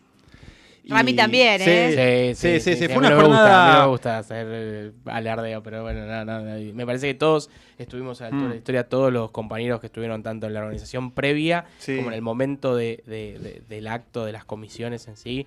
Nada, me parece que de a poco vamos mostrando, viste que hace un tiempo que algunos andaban preguntando dónde está, que no se ve, bueno, acá está y acá se ve Exactamente. la gloriosa CGT. Exactamente. Bueno, nos metemos en la editorial del programa del día de hoy. Una semana que va a ser bastante intensa en términos políticos y que venimos también de 2 semanas, si se quiere, de algunas definiciones interesantes del presidente para analizar. Yo a esta editorial le puse proceso de desorganización nacional. Jugando un poco con los paralelos en la historia, vamos a hacer el ejercicio de trazar equivalencias en la columna de hoy. Así que les voy a pedir la ayuda. El primer paralelo se llama Bullrich, Luro de Pueyrredón, la crueldad es el más viejo de los oficios. Y es un juego semántico en lo que fue el primer proceso de organización nacional, que tiene que ver con la consolidación del Estado argentino como lo conocemos, 1852, con la caída de Rosas, batalla de Caseros, hasta, digamos, 1880. ¿Ven? Ese proceso de organización nacional tiene el condimento de que está atravesada por la conquista del desierto. Está atravesado en términos económicos con la Argentina como modelo de país agroexportador. Y aparece la figura de los desaparecidos originarios. ¿Bien? Sí, un desierto que no era tan desierto, ¿no? Vale No era tan desierto. dar la aclaración. El terrorismo de estancia, como decía Hernández Arregui. El Exactamente. terrorismo de estancia. 100 años más adelante en el tiempo, más cerquita, 1955, que, entre paréntesis, el sábado se cumplen 69 años del bombardeo a Plaza de Mayo y a la CGT. Hasta 1983. Proceso de reorganización nacional. Yo lo llamo el Holocausto argentino. Tiene todos los estamentos, bombardeos, desaparecidos, asesinatos, proscripción. ¿Bien? El Holocausto argentino. 30.000 compañeros. La aniquilación del Estado justicialista, que conocíamos en el año 50, desde el 45 en adelante. El principio del fin de la matriz productiva argentina, Tal de cual. desarrollo nacional. Tal cual, tal cual. El terrorismo de Estado, a fuerza de las botas, con la figura del desaparecido político. Hasta la actualidad, donde parece que hace 7 meses estamos en esto que nombramos en la editorial, un proceso de desorganización nacional. ¿Por qué digo proceso de desorganización nacional? Porque esta semana se conocieron unas palabras del presidente. Amo ser el topo dentro del Estado. Soy el que destruye el Estado desde adentro. Y yo odio tanto al Estado que soportaría todo tipo de calumnias con tal de destruirlo. Palabras textuales del presidente. Demencial. Es la desintegración del Estado Nacional. Es el proyecto RIGI que hablaba la compañera que estuvo Bueno, anteriormente. en función de eso, de lo que hablaba la compañera, yo estando fuera del aire, pero la escuché muy atentamente, esto que decís de desorganización nacional y esto que dijo ella de ni siquiera es la teoría económica que citan lo que están aplicando. O sea, no hay rumbo. No hay rumbo, porque ni siquiera es, digo, esos economistas que cita, que digamos, no hay una escuela económica además, porque lo dejó bien en claro. Entonces es como, no se sabe para dónde vamos, no hay proyecto, no hay modelo, ¿no? Como vamos viendo qué se aprueba, qué no, pero no hay modelo, ¿no? Un Bien. poco me parece que está en consonancia con lo que describís. Bien, con esta particularidad que desde el Estado se le niega la comida a la gente hambrienta. Desde el Estado. Prefiere dejar que la comida se pudra en los galpones a repartirla con los más necesitados. El otro día debatíamos, perdón que No, está interrumpa, bien. con algunos compañeros sobre si es malicia esta cuestión de dejar vencer los alimentos o realmente lo que pasa, que yo lo considero más factible, porque cuando uno está dentro de las estructuras ve que hay este tipo de desinteligencias que no tienen el brazo ejecutor. Y como no tienen su propio brazo ejecutor para bajar la mercadería, prefieren dejarla ahí, ¿no? Como no tienen base, no tienen militancia, no tienen conexión con los movimientos sociales, no tienen conexión con lo popular, digamos. Tal cual. Bueno, digo, es una desidia, pero no sé si es como desde lo macabro de voy a dejar que se pudran los alimentos. De todas maneras es horroroso, ¿no? Pero es interesante como pensarlo, por lo menos. Sí, yo creo que la crueldad es uno de los condimentos y virtudes que tiene este gobierno. La crueldad. Porque ustedes fíjense que podemos hasta traer a la mesa la figura del desaparecido social. Hoy si el Estado, lamentablemente, que si hay mucha gente que está en una situación tan vulnerable que si el Estado no le garantiza un plato de comida, no come. No come directamente. Y es jugar un poco con eso. Y un poco, en referencia a lo que decía Estefanía, ustedes fíjense que en su momento, cuando dan el golpe militar contra Perón y se realizan las auditorías a la Fundación Eva Perón, todos los elementos que se auditaron los quemaron. Los quemaron, no se los repartieron a la gente porque tenían el logotipo de la Fundación Evita. Y los quemaron. Los quemaron. Esta es la misma lógica. Lo que están sufriendo los movimientos sociales hoy es el mismo paralelo que lo podemos hacer con lo que fue la Fundación Eva Perón. Igual.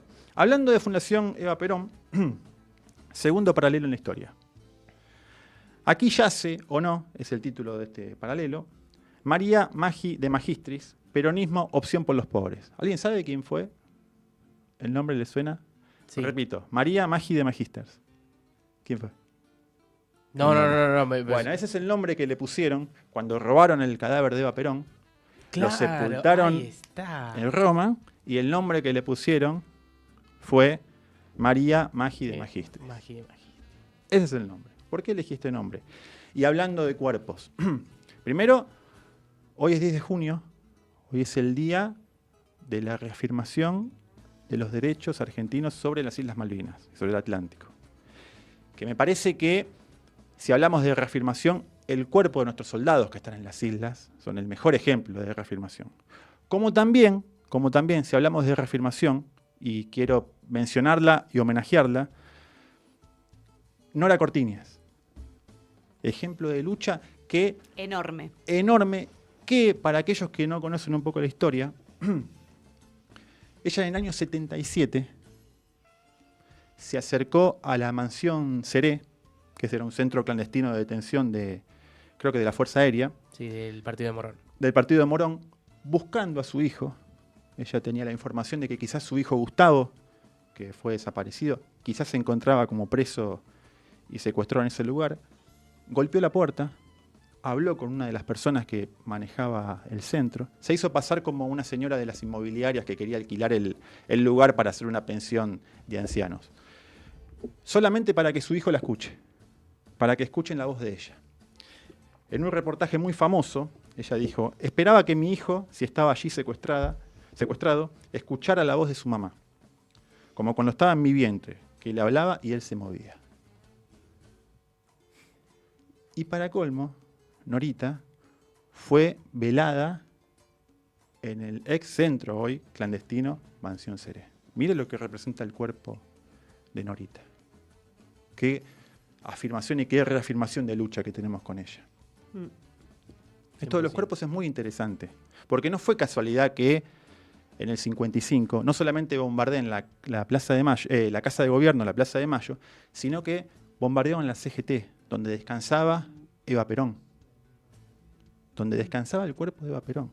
Que dicho sea de paso, va a llegar un momento en la historia donde el cuerpo de Eva Perón tiene que volver a la CGT, desde donde se lo robaron. Esa es una asignatura pendiente que tenemos. Recuperar el cuerpo de Eva y que descanse donde tiene que estar, que es en la CGT, no en la Recoleta. interesante. Interesante propuesta. Tercera paralelo, hablando de la CGT, y nos metemos un poquito en lo que es la coyuntura de esta semana. El tercer paralelo se llama Sin CGT no hay doctrina. Atlas. ¿Escucharon hablar de Perón y el Atlas alguna vez? El Atlas fue un movimiento que organizó Perón en el año 52, que es la agrupación Atlas, agrupación de trabajadores latinoamericanos. Yo le puse la diplomacia peronista. ¿Cuál era la idea de Perón en esta época? Tratar de llevar al movimiento obrero, a la sindicalización, tratar de darle un contexto y un plano un poquito más macro a nivel regional. Bien, entonces en el año 52 él llama a nuclear en Atlas a las agrupaciones sindicales de Latinoamérica. Un proyecto que después quedó trunco, obviamente, cuando fue el golpe militar. Pero ¿por qué lo traigo a la mesa? Porque la semana pasada, la CGT, Gerardo Martínez, estuvo en la OIT. Sí, tenemos varios compañeros. Le mandamos un saludo de paso a Maya Volkovinsky, que también fue en representación de la comitiva argentina. ¿Y qué planteó? Entre otras cosas, además de denunciar al gobierno de Milei y demás, planteó la coalición por la justicia social. Coalición por la justicia social a nivel internacional. Imagínense lo que es esto en el marco de lo que está pasando en el mundo. En lo que sucedió ayer, donde Europa nos mostró su mejilla, su lado más cruel, en términos electorales, donde hay un enfrentamiento entre el unicentrismo y el pluricentrismo que no termina de concretarse. En ese mundo, la CGT llama a una coalición por la justicia social. Lo que estaría nuestra, ver cómo lo podemos vincular con lo que fue en su momento el Atlas. Súper interesante. Así que, bueno, un poquito la columna trataba de eso.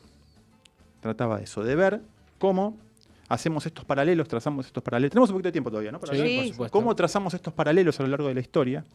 Y en esos paralelos, y nos metemos en lo último que nos queda, ¿cómo hacemos de acá al miércoles y a partir del miércoles para seguir con la historia que nos toca? ¿Qué va a pasar el miércoles?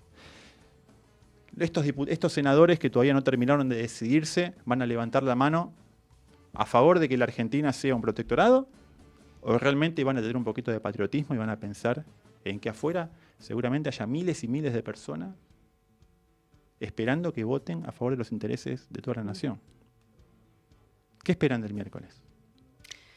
Bueno, para ser realista, lo que creo que puede llegar a pasar es que le hagan cambios, modificaciones, y eso implique que el proyecto vuelva a diputados.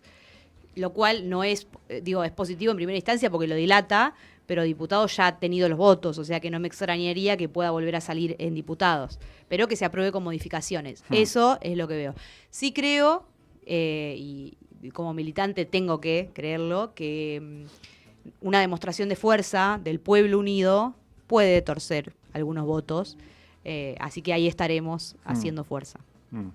Sí, yo creo que hoy por hoy, y como en otras instancias de la historia, la contradicción principal aflora más que en otros momentos, que no deja de ser patria o colonia. Me parece que en la medida que nosotros empecemos a utilizar esta dicotomía como un recurso de análisis, se van a poder, que es un poco lo que charlábamos con Steffi, que hacía el comentario sobre enroscarnos en análisis sobre etapas históricas. Me parece que si nosotros tenemos en vilo que hoy, con el primer peronismo, durante la época de la resistencia, y en el 1810 la contradicción principal sigue siendo y va a ser patria o colonia, todos los análisis y van a ser más sencillos y también nos van a obligar a mancomunarnos, porque realmente esa es la verdadera división, esa es la vereda de enfrente. La vereda de enfrente es la colonia, la vereda de este lado es la patria. Entonces me parece que esto que hablábamos con Flor también, del RIGI y todas estas cuestiones, circunnavegan este tema. Y tenemos que empezar a hacernos carnes de eso, que es un poco también lo que propone el primer peronismo. El peronismo en general te habla de eso, de la noción.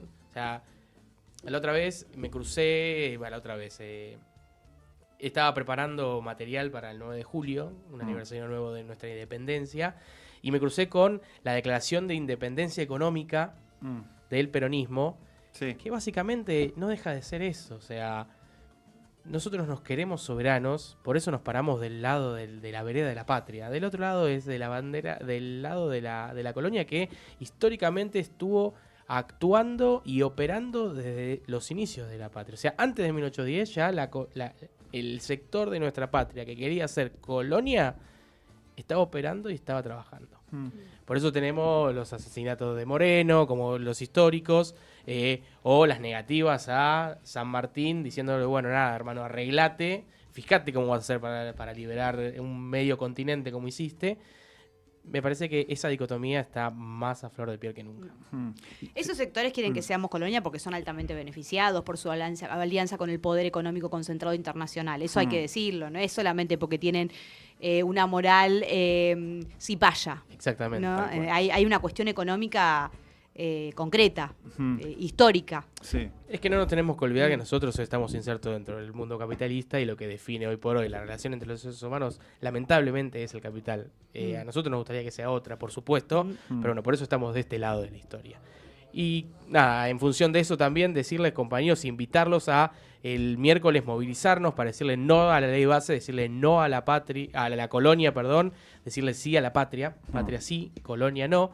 Y hemos llegado al final de este hermoso programa de Los Días Más Felices y nos vamos despidiendo como siempre lo hacemos, recordando que los días más felices fueron, son y serán peronistas.